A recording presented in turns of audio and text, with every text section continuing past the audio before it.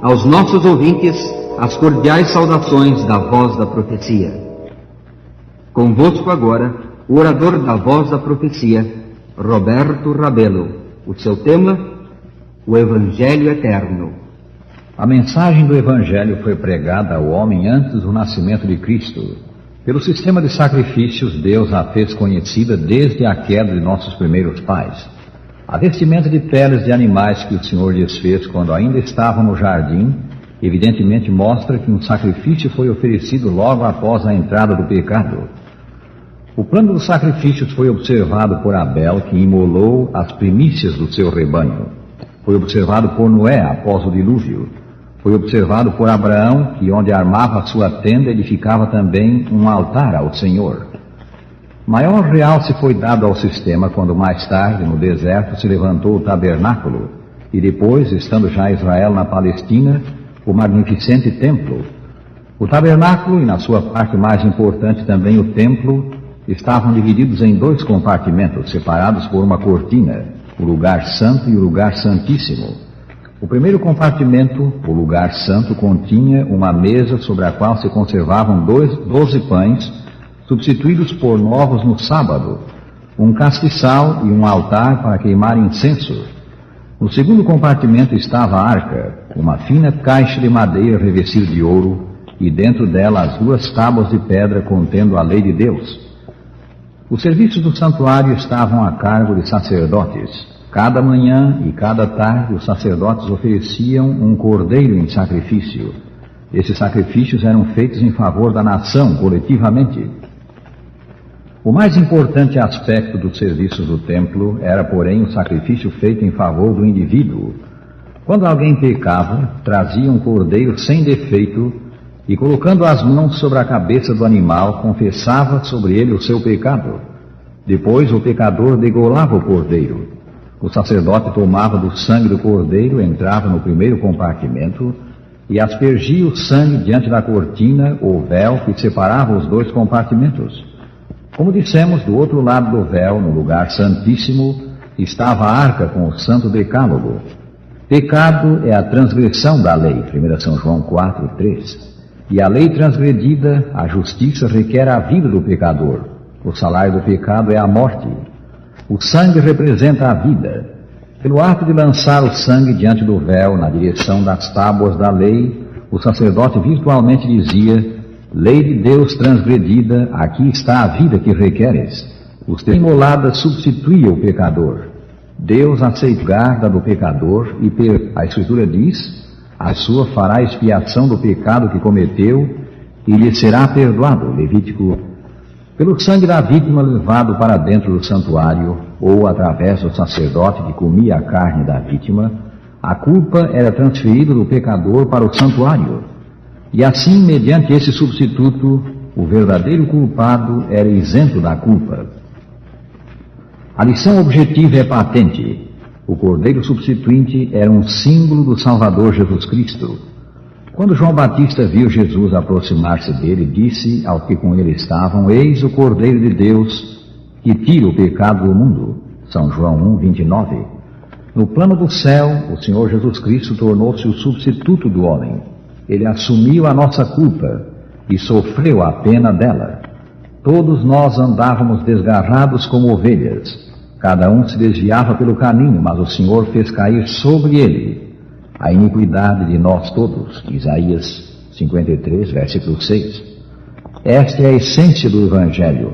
Deus proveu um substituto para o pecador. Alguém que tomou sobre si o nosso pecado e sofreu a pena da morte que o pecado acarreta. O substituto é Jesus. E a salvação de cada indivíduo é alcançada pela fé nos méritos do nosso Santo Redentor.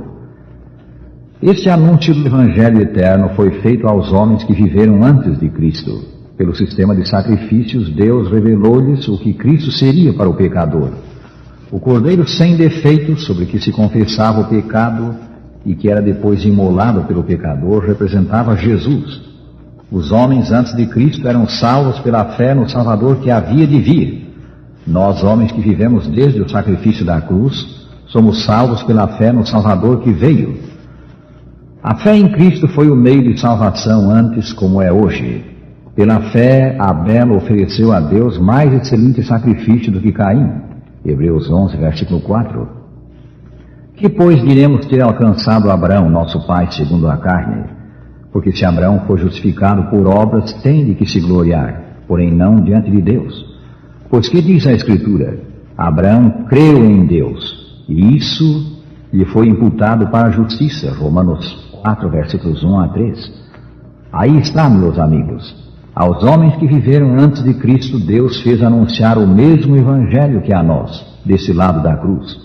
Os que foram salvos antes da cruz o foram pela fé em Cristo, como nós hoje o somos.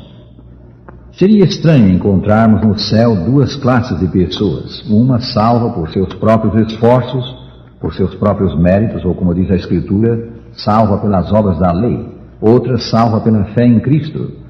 Uma que observou os mandamentos de Deus, os homens do Velho Testamento, outra que, como pensam alguns, não precisou fazê-lo, os que vivemos depois de Cristo. Esse não é o ensino do céu. Deus não tem dois planos de salvação, dois evangelhos. Todos os homens, em todos os tempos, são salvos pela fé nos méritos de nosso Senhor Jesus Cristo. E todos quantos são salvos pela fé em Cristo, demonstram estarem salvos pela conformidade de sua vida com os preceitos do Decálogo, tais como Deus os deu no Sinai. A obediência é o fruto da salvação que Cristo opera no que nele crê. Quando Jesus foi crucificado, o sistema simbólico foi abolido. A sombra encontrou o corpo, o tipo encontrou o antítipo. Era vindo, enfim, aquele para quem os sacrifícios apontavam. Por isso foi que, ao expirar Jesus, o véu do santuário se rasgou em duas partes, de alto a baixo. São Mateus 27, 51. Com o sacrifício de Cristo, os serviços do templo deixaram de ter valor. O serviço simbólico do santuário terrestre foi substituído pelo que agora se faz no céu, no santuário celeste. O santuário, o tabernáculo terrestre, era uma figura do santuário celeste.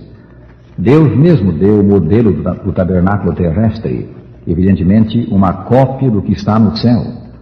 A Escritura nos fala do verdadeiro tabernáculo que o Senhor erigiu, não o homem. Hebreus 8, versículo 2. São João viu esse santuário e a mobília dele, correspondente à do santuário terrestre.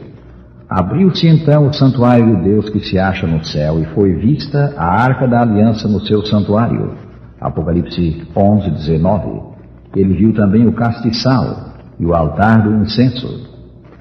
Ao retornar ao céu, Jesus entrou no santuário celeste e aí exerce o seu ministério salvador. Havia no serviço terrestre um sacerdote cuja função era oferecer dons para reconciliar o pecador com Deus.